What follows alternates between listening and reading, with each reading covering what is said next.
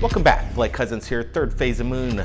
It's our pleasure to have Dr. Micheal Salla, the author of many books, and his latest, The Rise of the Red Dragon, the secrets behind the Chinese secret space program, what's going on over there, and what's going on with our own Space Force and the technology behind it. Dr. Micheal Salla, thanks for joining us right here at Third Phase of Moon.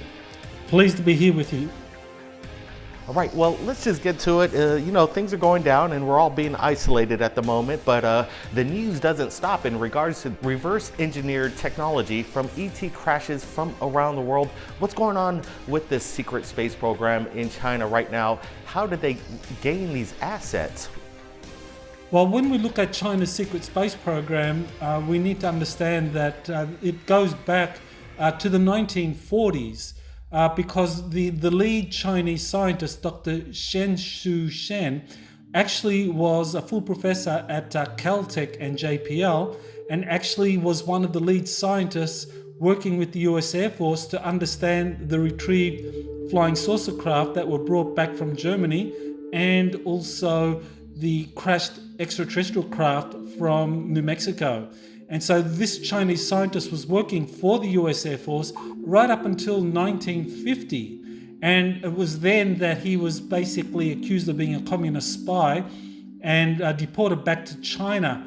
And after a 5-year legal battle, he moved back to China in 1955 in a prisoner exchange organized by President Eisenhower. And he then basically set about helping the Chinese set up not only a conventional rocket program that we know about in terms of their satellite launches and their ballistic missile weapon systems and their lunar probes and so forth, but also a secret space program using electromagnetically powered craft. And this was something that he helped pioneer way back in the 40s and 50s with his work with the Air Force that he took back with him to China in 1955. So the scientists that headed back from China that once worked for our own United States government went back to China, revealed our secrets to that government. But how does that answer the question to the technology that they obtained? Were there crashed UFOs or flying saucers in the region of the Red State? Well, what happened was that when he went back to China, he was the expert on these kinds of really advanced technologies that were being discovered. The Chinese government were very incredulous about the whole idea of UFOs. In fact, Chairman Mao thought UFOs were a Western trick. So whenever there were reports of flying saucers and crashes and all that sort of thing, I mean, he thought that this was all part of some kind of attempt to manipulate China, because China was technologically kind of like behind the United States and behind the Soviet Union.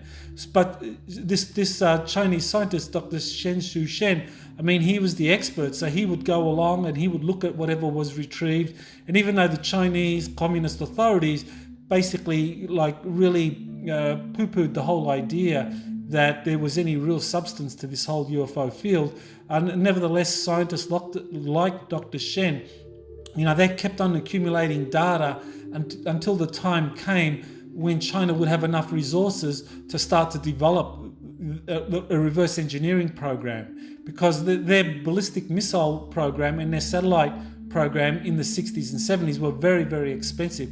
And China, was basically going through chaos, the Cultural Revolution. So it was only until the early 1990s when China under Deng Xiaoping basically became industrialized and was able to generate enough funds for developing a secret space program using a lot of these electromagnetically propelled principles that Dr. Shen had been discussing and wanting to implement for decades.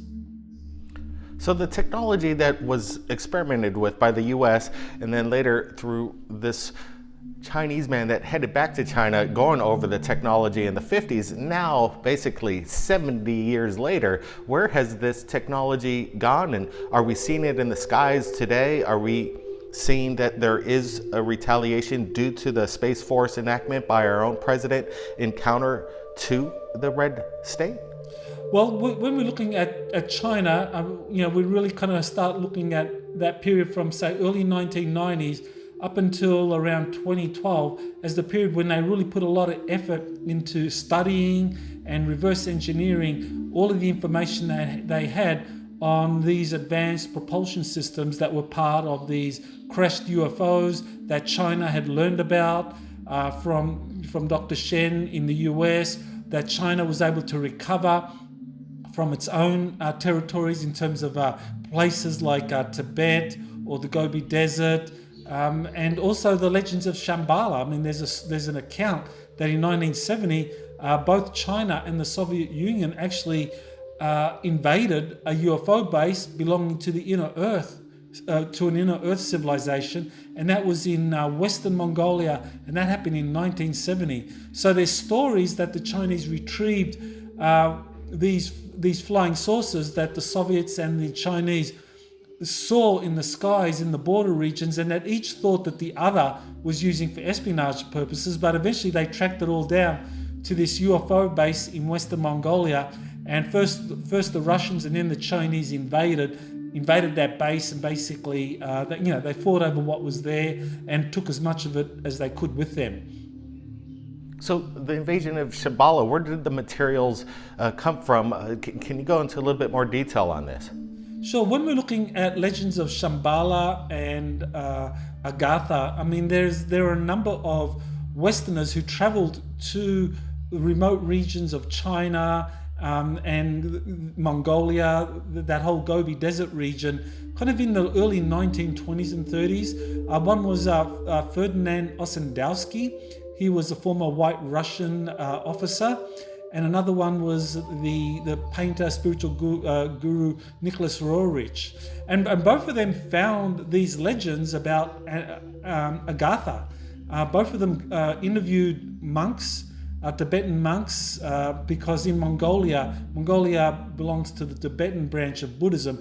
So Ossendowski in particular spent a lot of time with the Bogd Khan in Mongolia, and he's the third highest ranking Tibetan Buddhist cleric. First you have the Dalai Lama, then you have the Panchen Lama, then you have the Bogd Khan, who traditionally rules over Mongolia. So Ossendowski was with him, and basically the Bogd Khan gave Ossendowski access to all of the library of the Mongolian Buddhist clan, or the Mongolian Buddhist religion, and in that he saw these ancient texts talking about Agartha, and spoke to monks who told him about Agartha. And it was an ancient civilization that dated back 60,000 years ago, when there was catastrophes on the surface of the planet, and the priests of that era took the elites underground into these safe caverns, into these areas where they basically built them out using advanced technologies that they had at the time. And so that civilization today we know of as Agartha. And so this is something known to Tibetan Buddhists, both in Mongolia and in Tibet. And both the Soviet authorities and the Chinese Communist authorities, both of them were really interested in this because they knew that there was some truth to this, that there was evidence that this underground civilization existed, and they wanted to kind of find out where it was, and they wanted to kind of get their hands on the technology. And so that was really an important part of the background to what China currently has in its possession, that it spent a lot of time accumulating records and data about these ancient civilizations, stories of extraterrestrial contact, and even kind of like extraterrestrial artifacts that they were able to retrieve, and to kind of like put all this together to be studied and then eventually reverse engineered for an indigenous secret space program. Incredible. So 60,000 years ago, there was a civilization that wanted to escape of some kind of impact on Earth, and then they were able to build an underground city to protect their people through the help of extraterrestrial technology. Are these underground bases still accessible to this day? Well, those legends are basically part of many cultures that they in different cultures talk about catastrophes on the surface, and that certain peoples were able to escape. I mean, the Hopi talk about being given refuge in subterranean civilizations by the ant people. So these are legends that you find in many cultures, and in the Buddhist Tibetan religion, you find similar legends, but they talk about Agartha, Shambhala, and I think that this basically is a pattern that repeats itself. Whenever there is a catastrophe about to happen on the surface, those with advanced technologies are able to kind of get foreknowledge of this. They have a little bit of warning, and so they basically establish themselves in underground cavern systems, taking a lot of technologies, kind of like what we have today in the whole continuity of government program. This is based on the idea that if a catastrophe happens on the surface, or that the country will be able to survive by having the government relocate into some safe haven under the ground. Well, this is a similar idea. We're probably talking about continuity of species, because if you have a pole shift, for example, like I think what happened 60,000 years ago was that there was a pole shift, and that the elites of that era knew that a pole shift was about to happen, and so they put a lot of resources into building or finding and building underground caverns where they could relocate a lot of the people, a lot of the technologies, so that they could then ride out this catastrophe. So when it did happen and there was a pole shift, you had the elites from that civilization, and some people call it Mu, that civilization that inhabited, say, what today is China. People give it different names, and other names are Pan, but in Asia, in that area of Asia, you had the Pan, you had the Mu civilizations. They could have been civilizations that went underground in different eras during pole shifts. We know that a pole shift happened around 60,000 years ago, and there have been other pole shifts. One that happened around 10,000 years ago, and each time there's a pole shift, you have people going underground. So the last one that happened around 11,000 years ago, that was the end of Atlantis. And so even today, there's legends of the Atlanteans having gone underground and established bases in places like Telos in Mount Shasta. So these pole shifts, aren't we kind of going through a magnetic pole shift? As of right now, there's been some changes, some indications that there is a pole shift in effect? A pole shift, we need to keep in mind that there's two pole shifts that are relevant here. One is a magnetic pole shift, and the other is a geophysical pole shift. The Earth's axis of rotation actually physically moves.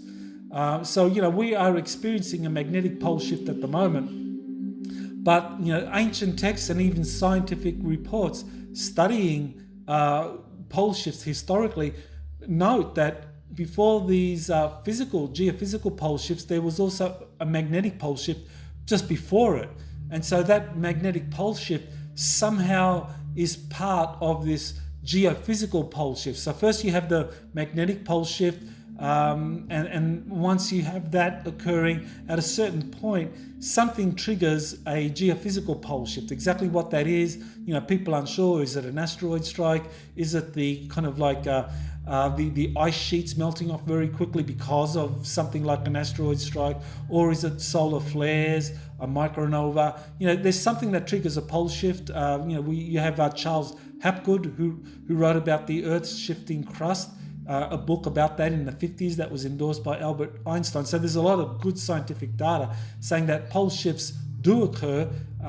This is something that has historically happened on a number of occasions, but scientists aren't quite sure what triggers it. But we do know from whistleblower and insider accounts that the scientific community and the elites of our modern era are very frightened of the possibility of a pole shift or an extinction level event happening on the Earth, and they've been trying to build these underground bases and cities for some time as a refuge. Yeah, there would be some kind of indicator if there were a magnetic shift happening right now, then the trigger of the geological shift behind it, you would expect that our governments would be preparing for that. And yeah, definitely something to consider and a little worrisome, if you ask me. Let's just hopefully that we don't have any of these massive events anytime in the near future. But in regards to your new book, The Rise of the Red Dragon, you've done a lot of research in China. Can you tell us what people are going to expect when they read your book? Well, I think the thing that people are going to really be kind of like really shocked to learn is the extent to which China's space program is really connected to what happened in the 1940s with the establishment of the US Air Force's secret space program. Because the person who helped set up the US Air Force's secret space program, one of the lead scientists in that was Chinese, and he was deported to China in 1955, and he helped the Chinese develop their conventional space program. And what people are going to learn is that China has for a very long time been very aware of the US having a secret space program.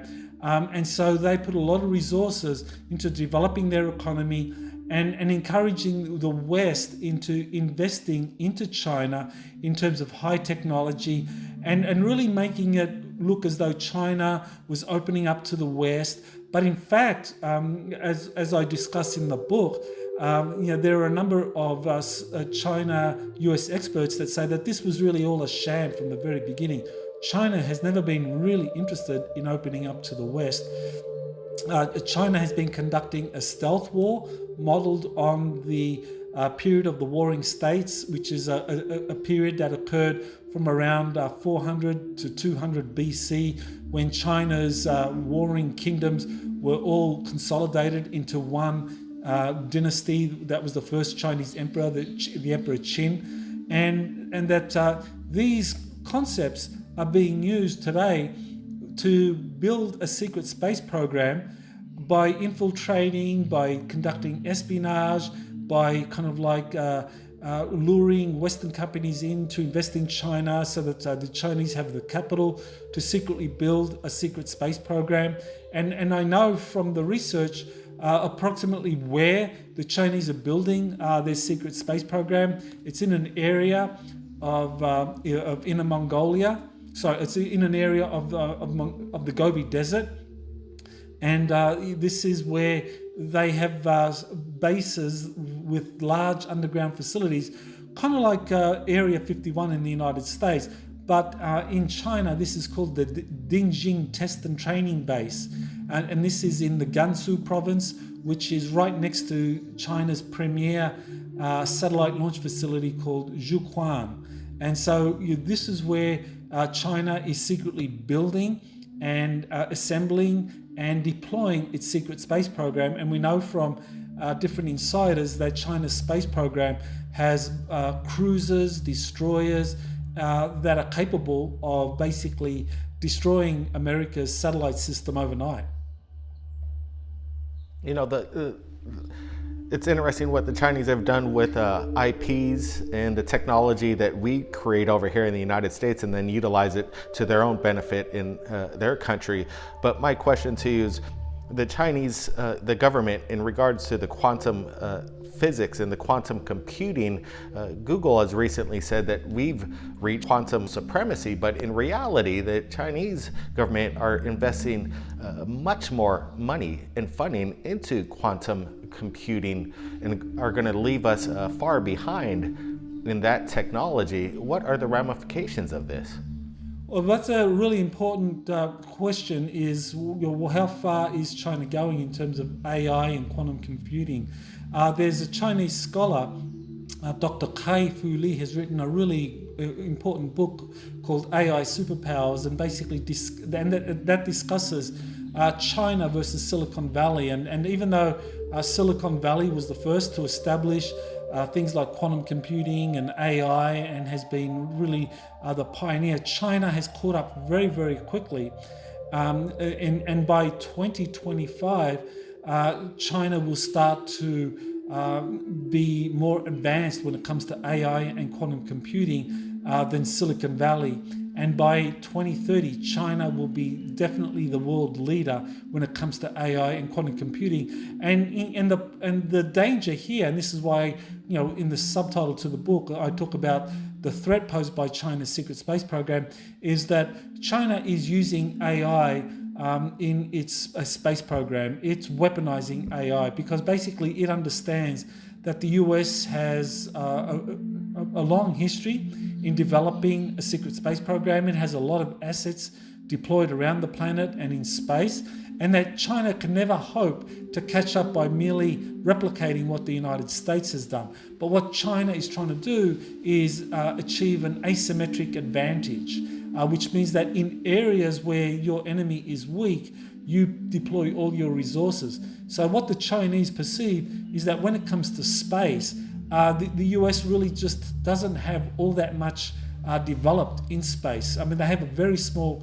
secret space program in space compared to the US economy and its size.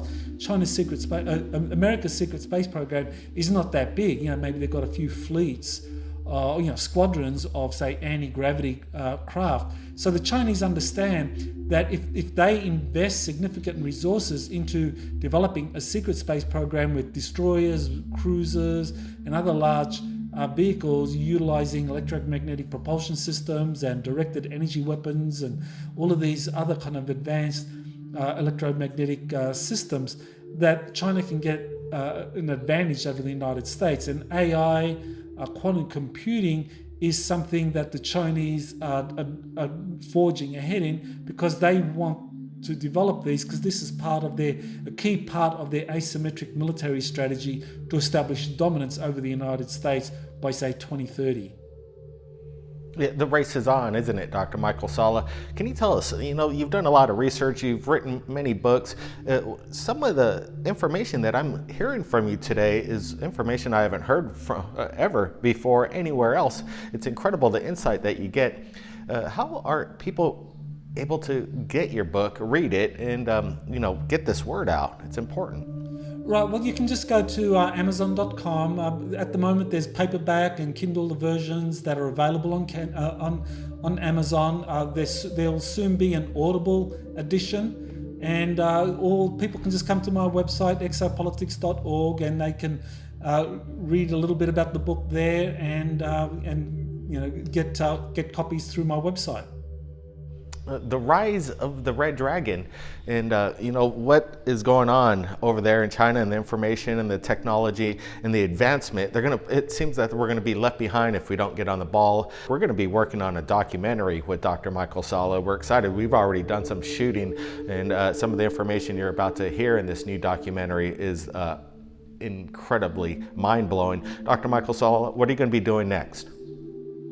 Well, I'm going to be doing some webinars in the future, so people can just go to my website, exopolitics.org, to learn about the webinars. And I'm now doing research on Russia's secret space program. So that'll be my next book project that'll come out in 2021. And I think it really complements this recent book on China's space program. Absolutely. We're going to be supplying the original link to Dr. Micheal Salla's website, how you could get his book, and his YouTube channel when he starts doing these webinars. We're looking forward to it. Dr. Micheal Salla, you be safe over there. You keep in touch. We're looking forward to your next book, and we're going to be releasing this new documentary that we shot with Dr. Micheal Salla among some heavy hitters in the field of ufology. Micheal Salla, you be safe, and we'll talk to you soon. Thank you, and aloha.